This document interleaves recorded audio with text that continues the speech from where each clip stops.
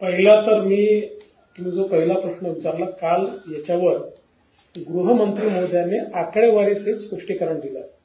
एकूण सगळ्यांना मिळून जे बॉन्ड्सचे पैसे मिळाले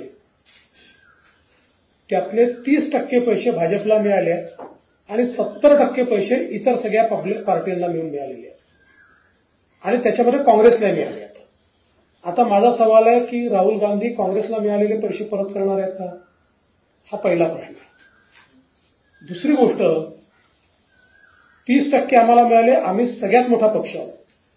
देशामध्ये आमचे 303 खासदार आहेत, देशात सर्वात जास्त आमदार आमचे आहेत, 11 कोटी आमचे सदस्य आहेत, तरी आम्ही 30% आहोत आणि बाकी सगळे म्हणून 70% आहेत। आणि मग हे जे 70% पैसे मिळाले हे कोणाला धमकावून मिळाले? खरं म्हणजे सगळ्यात महत्वाचं आहे की सुप्रीम कोर्टाचा निर्णय आहे, त्याच्यावर टिप्पणी करायची नाही, पण एक गोष्ट लक्षात घेतली पाहिजे, जे पैसे बॉन्ड्समध्ये कंपन्यांनी दिले ते त्यांना त्यांचे चेक आरबीआयला देऊन विकत घ्यावे लागतात, त्यामुळे ते अकाउंटेड पैसे आहेत, त्यांच्या बॅलन्स शीटमध्ये ते दाखवावे लागतात, त्यामुळे बॅलन्स शीटमध्ये अकाउंटेड झाले।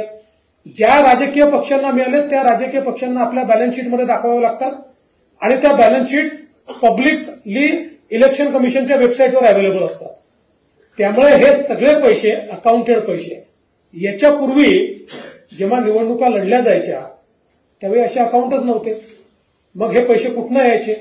आणि म्हणून काल गृहमंत्र्यांनी अतिशय सुंदर सांगितलं की काँग्रेसमध्ये ही पद्धत होती की समजा 1100 रुपये मिळाले तर 100 रुपये पार्टीला द्यायचे आणि 1000 रुपये खिशात टाकायचे, कारण अकाउंटच नव्हता, चेकचा विषयच नव्हता, बॉन्डचा विषयच नव्हता आणि म्हणून त्यांची तडफड जास्त चाललेली आहे।